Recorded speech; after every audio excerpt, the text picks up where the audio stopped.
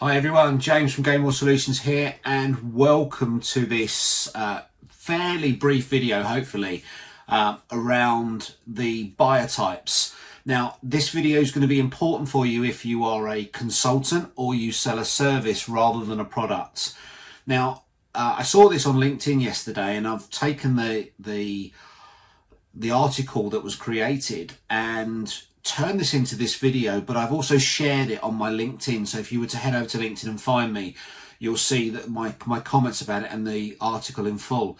But what I'm trying to get to today is that when you're selling a service into a customer or a customer audience, there are 4 key buyer types that you're going to come across. Now, we're going to go through those 4 quite quickly, but it's important that you have the understanding of those 4 buyer types and can very quickly compartmentalize your target prospect that you're dealing with as to which type of buyer are they going to be. And we'll explain what the buyer types are, what that sort of looks like, and how you can deal with that through the rest of this video. So let's start, without further ado, let's start with the first one. So the first one is going to be the price buyer. And that's someone you are going to engage with, and price is key for them. They may be a part of a small company with a limited budget. They may be a big company and they've got a procurement team. The scenario for them is that price is key. Overall, everything, price is what's going to drive them. They will go that extra mile to save money. Yeah, they'll look further, they'll look beyond yourself because they want to save money. And you'll notice them because money and the cost of your services comes into the conversation very, very early on. So you'll see things like, so how much is this going to cost? What's the price for this? They're going to be more about the price than the actual depth of service or the quality of the service or the details behind that service. So my opinion and my advice to you is don't try and convince them. If you have a situation where price is key for that customer, you're always going to be restrained by what you can offer them, whether that's an increase in price or additional services. It's going to keep coming back to price. So don't try and engage with them. In fact, if you can, refer them. They're going to be a challenge for you, so refer them to someone else. Let someone else deal with that challenge. So that's the first one. That's the price buyer. Buyer type number 2 is the window shopper. Now, we've all come across these. These are people who are probably very early on in their stage of discussing what it is they want, probably not knowing what they want, but they're out in the market to compare, and they want to see what you're offering versus what the market's offering. Now, in all honesty, these could be your best customers in over the long term. They could be really, really good. They could be really loyal. They could be the hub of your business. However, you need to understand that the sales cycle for those individuals is quite long.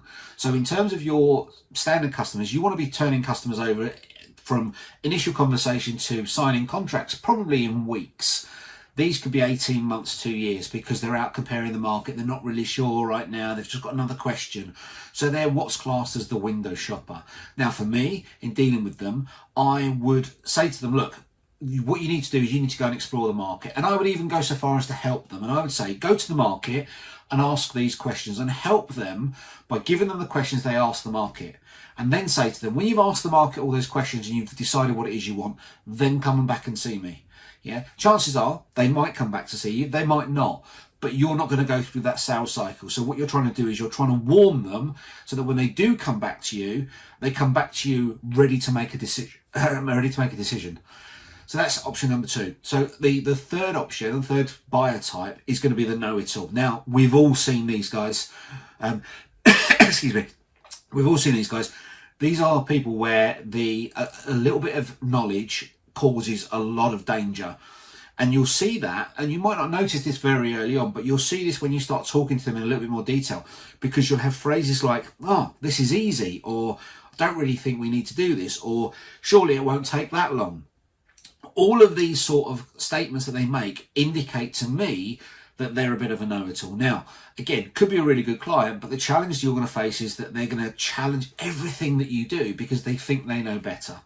Now, you may be happy to do that. It can be tiring at times. Yeah, what you want is you want someone to allow you to grow and deliver and help them, rather than for them to be scrutinising everything and challenging everything from a point of less knowledge than you are. Because don't forget, you're the expert in this. So what I try to do with this is, if someone says to me, "Oh, this is easy. I shouldn't be doing this. This shouldn't take this long," I would agree with them. I would agree with them there and then and say, yep, you're right. It is easy. Why are you spending money doing stuff like this? And then pause. Because at that point, if you let that sink in and you don't feel that silence in your conversations, and don't forget, people will like to feel silence. There's a fear of silence in conversations. If you leave that pause and let it sink in, you'll actually see the penny drop, and they will realise how absurd their statements have been. Because if it was easy, they wouldn't be talking to you. They wouldn't need you. The reason they're talking to you is because they need your help. For them to say straight away, it's that easy, I don't need you, it shouldn't take this long, then they know more about it than you do. You shouldn't even be in that room. And once you get that absurdity to appear in their own mind, they're going to do one or two things. They're going to go, actually, yeah, you're right, I don't need this, and that conversation ends and you don't waste any time. Or they realise, actually, yeah, this is a little bit more complex than I thought, and therefore, yeah, can we have a conversation? That's buyer type number 3. Buyer type number 4 is the one we all aspire to find. And that is the value buyer. Now, the value buyer has an unresolved problem. And this unresolved problem, the fact that they know this is really important. But more than that, the fact that they know it and they've reached out for help shows an education and an intelligence level that knows that they need expertise to help. And that's why they're talking to you, because you are the expert. More importantly than that, they value their time. And they know they can't fix it, and they know that an expert can fix it for them. But they also know that an expert, an expert isn't cheap. Therefore, they're willing to pay the premium to get the expert in, to give them the time, the sanity back in their business. Okay, so for me, this is about urgency and about impact. So when you're having conversations with the value buyers, and you can identify they are a value buyer, you need to be pushing that impact and urgency. So in other words, asking questions like, so what specifically about this is keeping you up at night? What's the impact on the business today?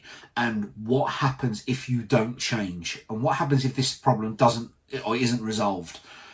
They're key questions, and that will engage them even further to be that sort of customer, that client you want for a long time. The value buyers, they are the most engaged opportunities you're going to get. So, quick summary, 4 buyer types that when you're selling a service or a consultative approach, there's 4 key buyer types. You may believe there's more. Ultimately, they boil down to 4. So you've got the price buyer, the person that's only going to negotiate on price, and that's the most important thing. They don't care about the service. It's about how much they spend on it. You've got the window shopper, who may be a great customer, but they're very early doors and they're comparing the market, and you might spend a lot of time courting them and helping them for very little return, and a lot of wasted time and effort. You've got the know-it-all, who you need to challenge back and just say, okay, you don't need to do this, and let them fill the void of silence to realise that they're not correct, or that they don't need you. And then the golden goose, as you want, as it were, the ideal client is the value buyer, because they understand that they can't get there on their own. They need your help, and that's why they're approaching you. So that's enough for me today. Hope you enjoyed the video, and we'll be back in touch very, very soon.